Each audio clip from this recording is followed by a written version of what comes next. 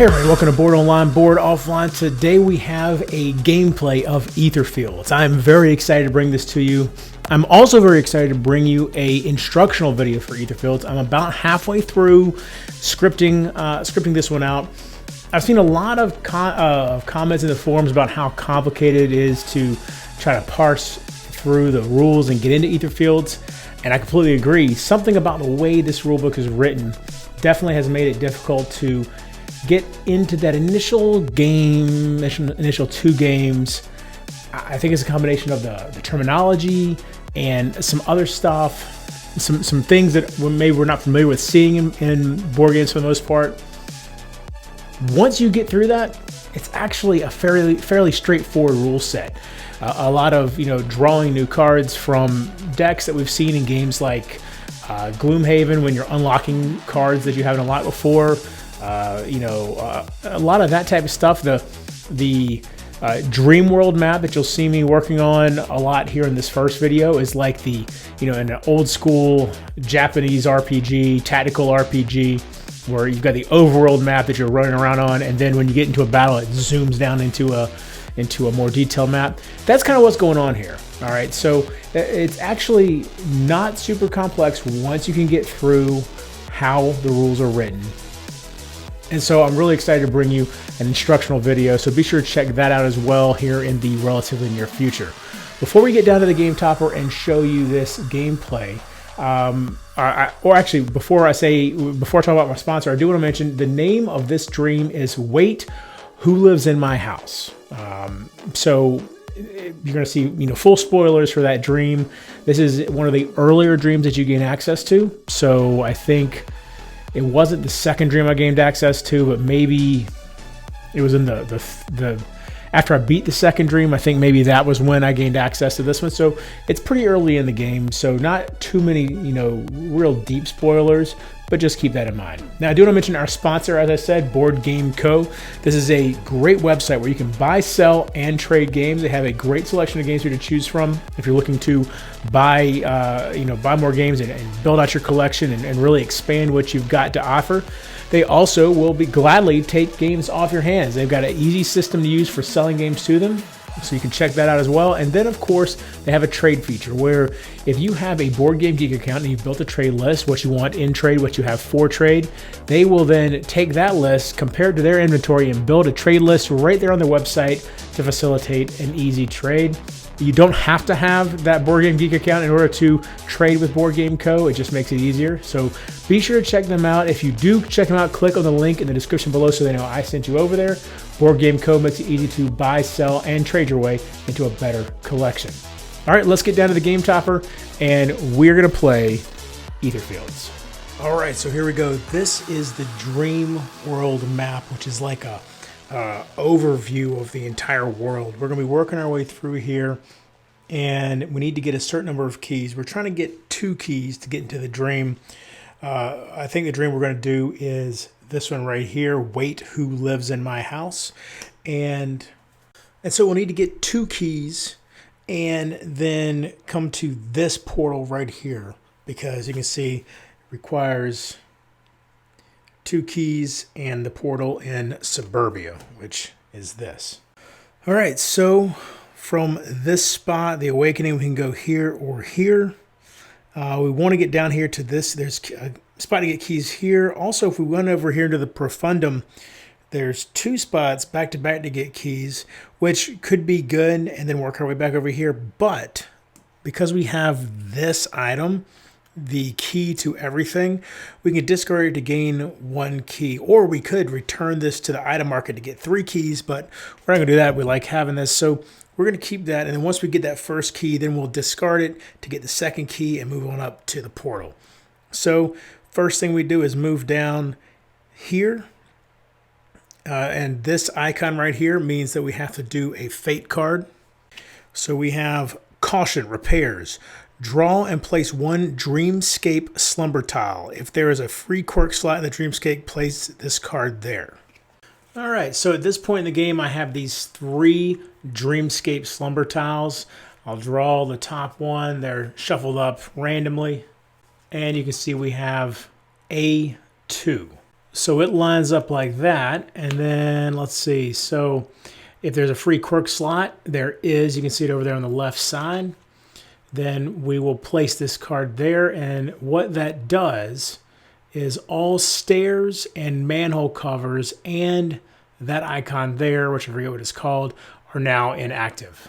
That's right. That is a shining gem slot, and it would, give me some special things if I used it. But that goes there, and so now all those things are inactive. Okay, so now we will go ahead and move down, following the arrow to here. That symbol means we need to resolve a Slumber entity card. This right here. I say Slumber entity. Yeah, so this one is an entity. Most of them are, but there are other things that can happen here. So we have a Wraith behind my back. So this is like a mini dream. It's going to only be 4 turns. Got to deal with this Wraith. Let's see.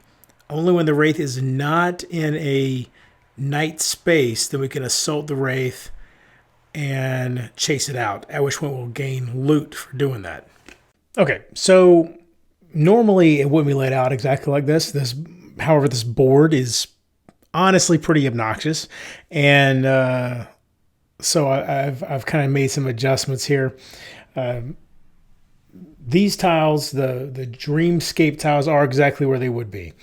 This, the Wraith here, these turn cards, my board, none of this would actually be here, but to fit it all on the screen, this is the best way to do it.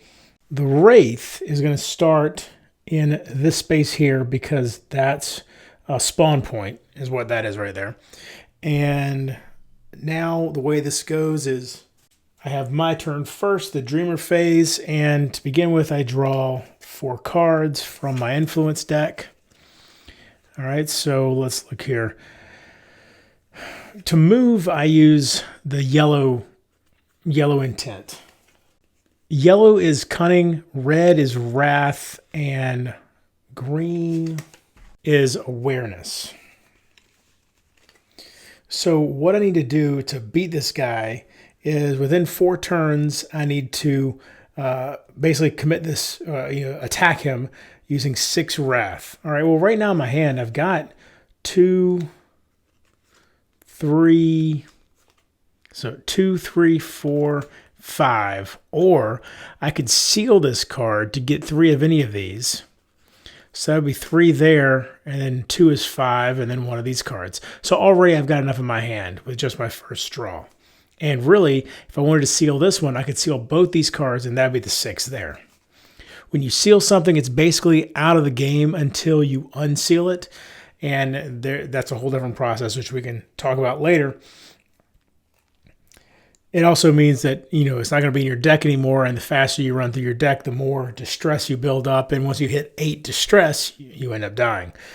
Okay, so I want to get over there. Now, we can also look at this. The Wraith is going to first do its morphing ability, which is going to add 1 morphing, and discard all daylight cards, daylight terrain from the board. So we have night terrain here. You can see that. And in order to attack it, I have to do it somewhere not in a night space. Okay, so we know it's going to add 1 morphing, which is basically going to power it up a little bit, and it's going to discard all the day tokens if I'm putting out. Then it's going to do its basic effect.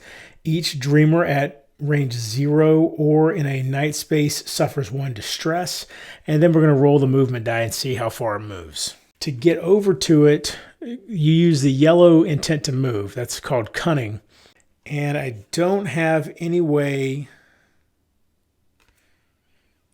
of changing it to a not night space right now, so really I probably should keep my distance from him for the moment. Also, we can skip this entity and we would resolve 770 to do that, but I'm not going to do that because I'd like to try to... I don't know what that's going to be. I can't imagine it's good. There's got to be some kind of penalty for skipping this guy. So what I'm going to do is I'm just going to... The maximum movement he get, unless he rolls the burst for his die, the maximum movement he's going to get is 2. And so I'm going to move 1 space towards him. I'll use so many possibilities, the one cunning there, and just move right here. All right, and so now he's going to do morphing. So we draw one morphing at random. Rerolls. He is not going to let me do rerolls now.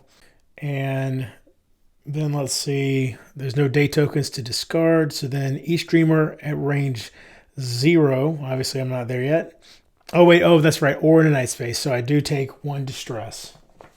All right. And then we see about movement. So that arrow means he actually only moves 1 space, or she only moves 1 space. Whatever. It's a wraith that looks like a woman. So, or oh wait, that's actually the dreamer. That's the wraith. So we'll go with it. The base movement is 2. This arrow means only 1 movement. If it looks like that, it moves its base movement, and if it looks like that, it moves its base movement and then rolls again. But so like I said, 1 space and moves towards me, so we'll just go right there. Now I'm just going to put this over here. Now I have 3 cards in my hand, so I draw until I get to 6. Okay, all right, so here we go. Now we're in a good spot. Oh wait, we forgot. We got to discard that turn card. All right. So we're in a good spot here now. World Shaper. Place your personal token in any space on the dreamscape until the end of this turn. Treat this token as one of the icons below. Any of those icons, all right? And let's make sure we do have enough wrath. So first we're going to play this. Put my dreamer token here. So now we're going to treat that as anything that's not night. Let's just say, well, you know what? Not daytime, because he can discard daytime. So, it doesn't really matter. Let's just say it's daytime. All right, and then we're going to move. We're going to spend that 2 cunning to move 1, 2. All right, and then we're going to assault the wraith. So 6. So right here, let's see. That's 2, 4, 5, 6, because I'm not going to seal these yet. I don't want to do that. I'm going to hold on to them for now until we might need them for that extra wrath later, or extra any of those awareness or cunning too. But that's the 6. So we have chased it out. And we could have done it in range 1, actually. We didn't have to be in range 0. But we gained the loot. So here's the loot right here. Each streamer may unseal 3 top cards, or the team gains 3 hours. All right, well, as you can see, we're at 1 hour, so we're definitely going to gain those. 1, 2, 3. So we're at 4 hours now. Hours give you extra turns if you run out of turns, and they also allow you to move farther if you want them to. Okay, but that was a slumber, so you can see how that's kind of a quick little dream, nothing too terrible. And so now we're going to move on to here. So as you can see, that icon is a fate card. Little shop on the corner. Each dreamer may return 1 of their chosen influence cards from their hand or discard to the influence market to gain a number of ether equal to its cost. If I do that, then I remove this card from the game. Let's see what's in my discard pile currently. This one, I'm not sure how often I'll use it. I gained this from the last dream I did. I would get 3 ether if I got rid of that one. This one I definitely use. World Shaper, you saw me use that one. I could get rid of that. It's a real basic card. But you only get the 1 ether. But there's so many other 1 ether cards that are much better. That has no special ability. But this one gives me 3 ether. But it also lets me attack, all entities all at once. That seems like that could be useful. I think we're just going to hold off for now. So that just goes to the bottom of the fate deck. And then we move here. So for this one, we're going to gain 1 key, then we're going to get a fate card, then we're going to resolve another slumber card. So there's my key. Draw a fate card. Need a lift. This lets us use shortcuts, which are the small little arrows. we can use shortcuts without paying a cost. So like in Suburbia, if you use a shortcut, then each dreamer has to either flip a card or seal a card. But with that, we won't have to do that. And then Slumber card, the dogs. Okay, let's do this. Okay, so the dogs, 3 turns. I've got the turn deck set up there. And it says to spawn 4 of the creature shapeshifter minis, but there's only 2 spawn points. So I think I still actually... So actually, after rereading the rules real quick, I do go ahead and spawn all of them, even though there's only 2 spawn points, because each space can have a total of 4 entities in it. Now,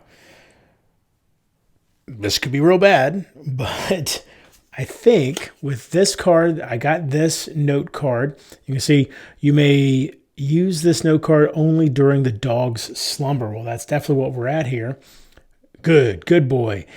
If you haven't performed any assault actions in this slumber, you may you do a contact action, 5 awareness.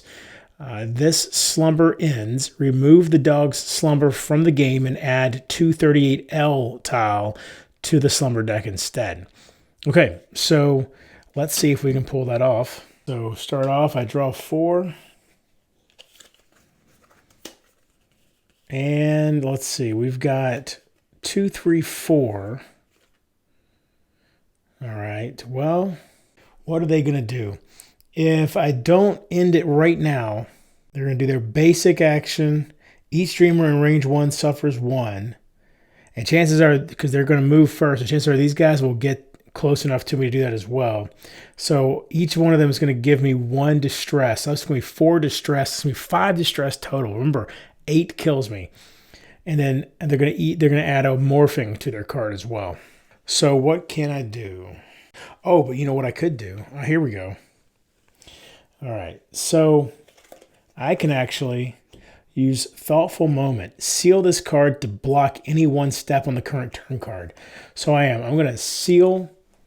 I'm going to seal that card.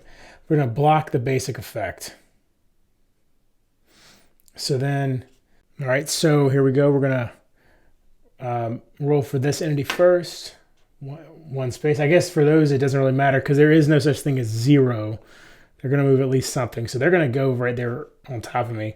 And then let's go with this guy. He's going to move his full 4. 1, 2, 3, 4.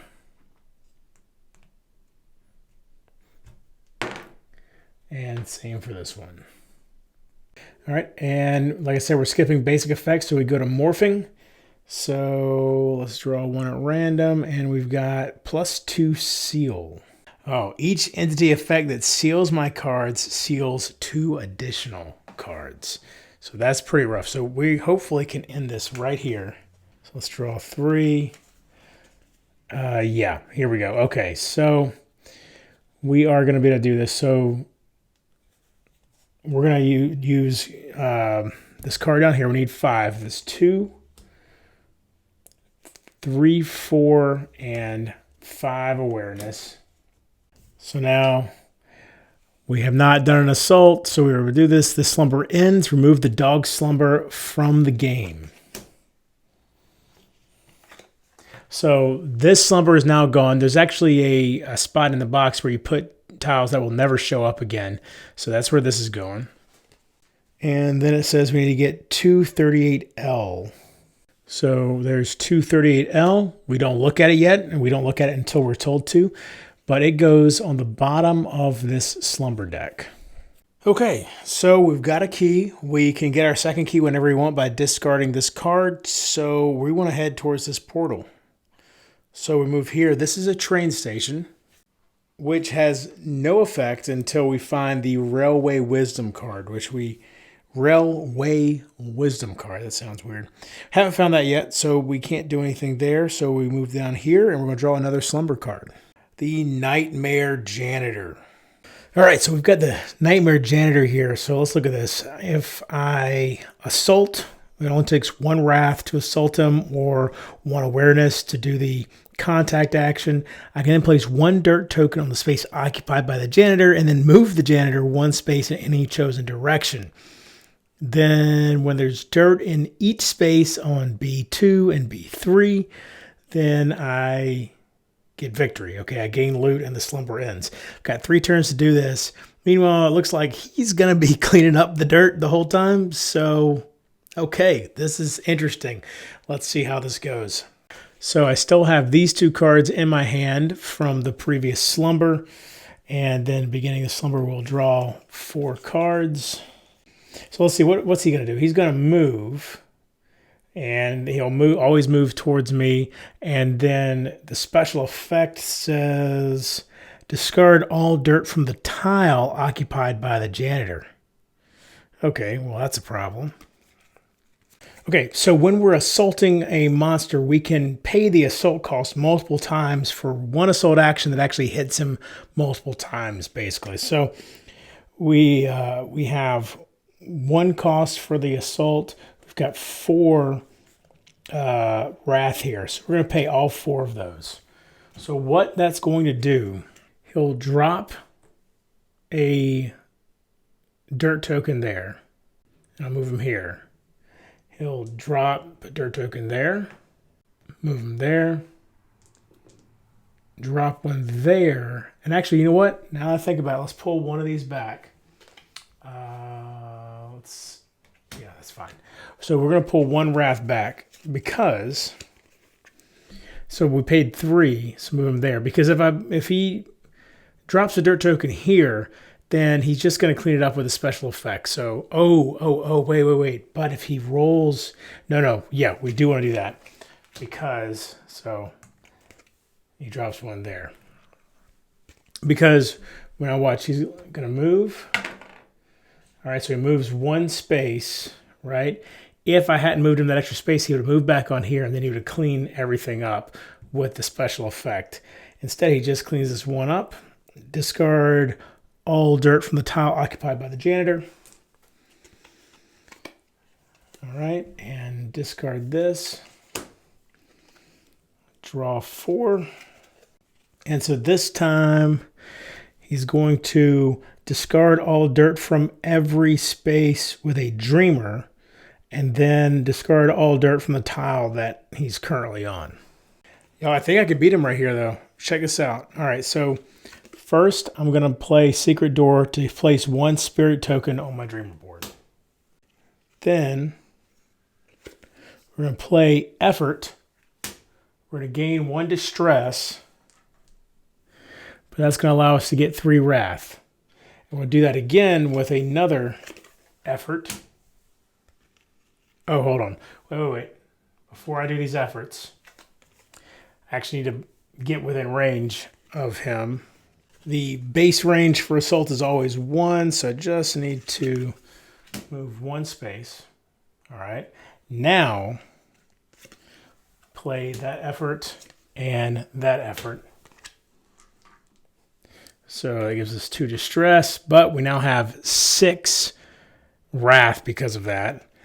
And we will use this spirit token to use the back of this card. Discard this card and spend any number of spirit tokens to gain 1 of any of the intents. Obviously, we're going to do wrath. All right. And so now that's 7 wrath. So if I counted this out right, 1, 2, 3, 4, 5, 6, and now he's in this space here, 7. So let me just double check that. He was here. 1, moved him here. 2, 3, 4, 5, 6, 7. Yes, okay. There we go. We've got dirt in every space. When there is dirt in each space of B2 and B3, victory, gain the loot. Each dreamer may only once seal 1 card to cure 1 distress. Yeah, let's go ahead and do that. So we're going to seal this card. That's kind of a good one, but that's what got sealed. Okay. Stress is gone. And we beat the Janitor. So this goes to the bottom of the Slumber deck.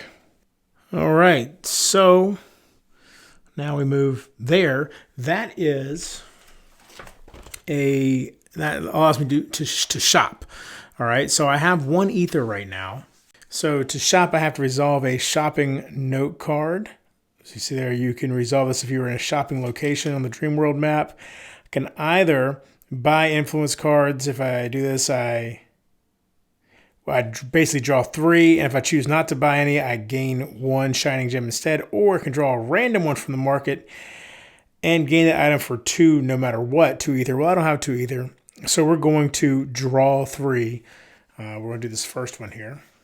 All right, so we've got So Shiny, that costs 2, can't do that.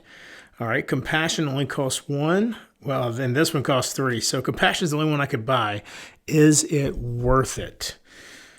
2 Awareness, and then when other dreamers in the dream slumber suffer distress, you may, well, no, not worth it because I don't have any other dreamers.